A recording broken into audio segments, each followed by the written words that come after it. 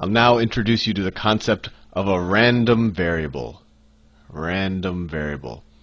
And for me, this is something that I always had a lot of trouble getting my head around, and that's really because of it's a byproduct of what it's called. It's called a variable, and we're used to variables, well, you know, that as kind of an unknown in an equation. If I write x plus 3 is equal to 7, the variable was x. Maybe you could solve for it, or maybe you could have an equation y is equal to 3x minus 2, and then here y and x are both variables. If you input one x, you could solve for the other variable y, and if you can change them, and variables were kind of things that could change and that you could solve for, and they could take on particular values.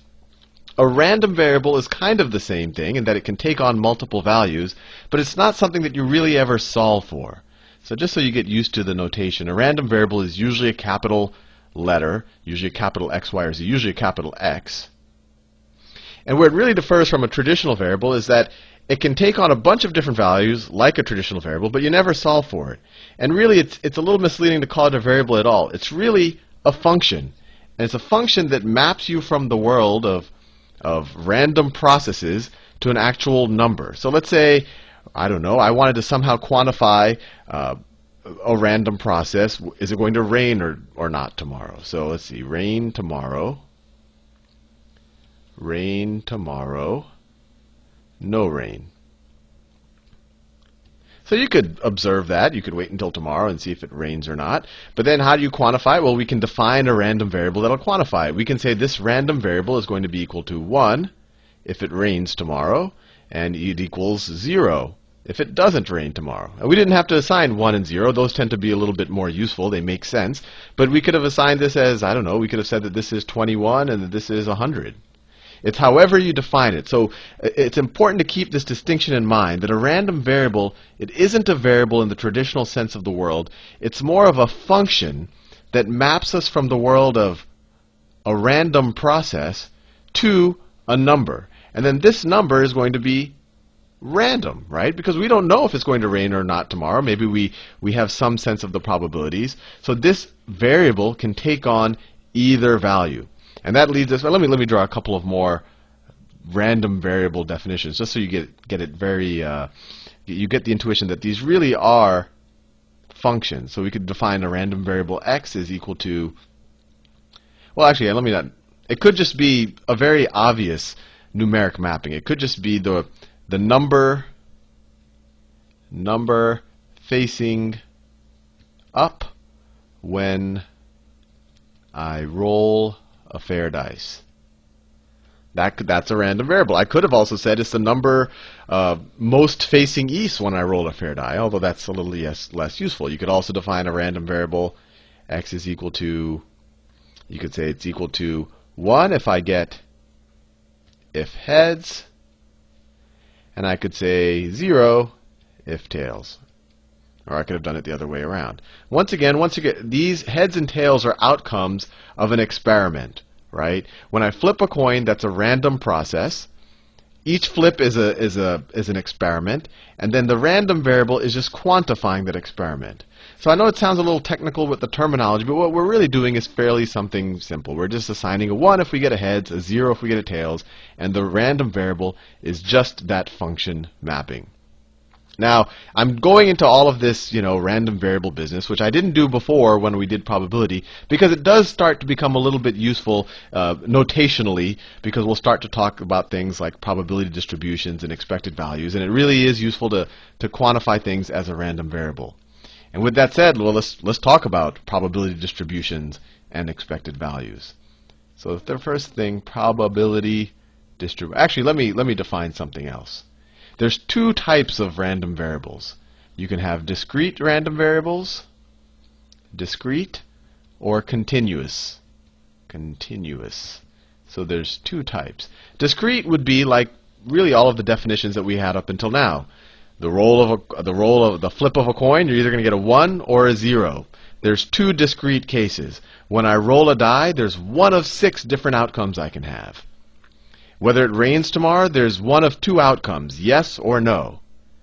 So in all of these situations, you could almost say you could have a countable number of outcomes. A continuous random variable could take on an infinite number of outcomes. So a continuous random variable would be the exact, it could be x is equal to the exact amount of rain in inches tomorrow. Now, why is this continuous, right? Well, if you think about it, that could take on any of an infinite set of values. You might have 1 inch of rain tomorrow, or you might have 1.1 inches of rain. You might have 1.111 inches of rain. You might have 2.1111 inches of rain. As you can see, you can come up with an infinite number of combinations of the amount of rain you have. And to get exact, well, I'll go into more of this when I talk about probability density functions. But in general, even though you might say, oh, well, I can't imagine having an infinite amount of rain because, we're not going to have 100 gallons of rain tomorrow. But if you think about it, you could take on any value between 1 and 2 inches of rain. There's actually an infinite number of values between 0 and 1, right? For any value, you could find a number that's a little, just to think about it, between 0 and 1, 1/2 is in between those. And you can always find a number that's halfway between those, and then a number that's halfway between those. There's an infinite number of numbers between any two numbers. While with the discrete random variables, it just took on a finite number of values. Those ones up here, it could only take on 1 or 0. It didn't take on 1.1, and it couldn't take on infinity. And I make that difference because actually how we look at it in terms of their probability distributions are a little different, but they're very related. So a discrete random variable, like the ones that we defined at the beginning of these videos, they have a probability distribution. So let's do it for let's say x is equal to the number facing up on a fair dice. So we already know that to get each outcome, so there's 6 outcomes. You're going to get a 1, 2, 3, 4, 5, or 6 facing up. So we draw the probability distribution.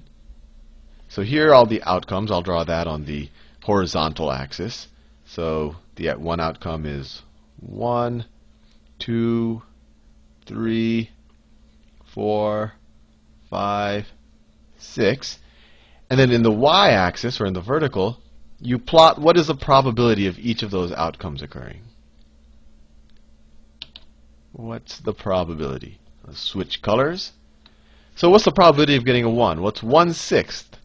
Right? So if I draw 1/6 here, 1/6. So the probability is of each of these occurring, no, I didn't want to do it like that, are 1/6. It's essentially like a histogram or a bar chart. And it's just going to be each of these. My intention is to draw them all the exact same height. Right? And so this is telling us that each of these, there's a 1/6 chance of it occurring. If I were to draw a probability distribution for, if I were to define the random variable x is equal to 1 if heads, 0 if tails. This has a very simple probability distribution. Let's see, there's only 2 outcomes. You're either going to get a 1 or a 0. And then in the y-axis, you'll have the probabilities. And each of these, if it's a fair dice, it's going to be a 1/2 probability. And you're going to draw a little box like that that tells you each of them are 1/2. Now let's say you had another, I don't know, probability distribution function that looks something like this. Those are kind of very run-of-the-mill examples, but what if I had something like this? Let's see. Where I had some dice, let's say it had some weird weightings on it, where it had an outcome of, 1. I had a 1/6 chance, just like that. Let's say for some reason a 2 could never happen. Let's say maybe there is no 2. Let's say 3 has a 1/6 chance, a 4 has a 1/6 chance, a 5 has a 1/6 chance, and let's say there's 2 6s, right? Like we erase the 2 and we put a 6 where that 2 is. So there's 2 6s. So the 6 has a 2/6 chance. So the 6 would be a 2/6 chance. So now I think you can see where the probability distribution function starts to become a little bit more interesting, right? In the other ones, it was kind of what we would call a uniform distribution. All of the outcomes are equally likely. That's a uniform distribution. Once again, this is a uniform distribution. This one, all of a sudden, is not a uniform distribution. 1 is just as likely as 3, 4, 5. 2 is impossible to happen, but 6 is twice as likely to happen as everything else, is 2/6. So if someone gives you a probability density function, or if they give you a little chart like this, you can immediately say what's the probability of different events occurring, right? So if you said that x is equal to the number on unfair dice, that's described by this probability distribution function, then if I were to ask you the probability that x is equal to 6, you'd say, oh, the probability x equals 6 is equal to 2/6 or 1/3, right? If I were to say, what's the probability that x, the random variable x, as given by this definition, is greater than 5, you would take, well, let's say greater than or equal to 5, right? Because you want to include 5, and at least I did. So it would include this situation and this situation. So it would be 1/6 plus 2/6. It'll be 1/6 plus 2/6, and so you could say that's that's 3/6 or 1/2. So it gets pretty interesting once you don't have a completely uniform distribution. And I'm doing all of this because in the next couple of videos, we'll move away from discrete and actually study continuous probability distributions, which are called probability density functions, and then we'll go to study kind of a lot of distributions that show up in nature. The uniform distribution is one of them. There's also the binomial distribution and the normal distribution, which is some people call the Gaussian or the bell curve, which is kind of a very common thing. But anyway, I'm all out of time, and I'll see you in the next video.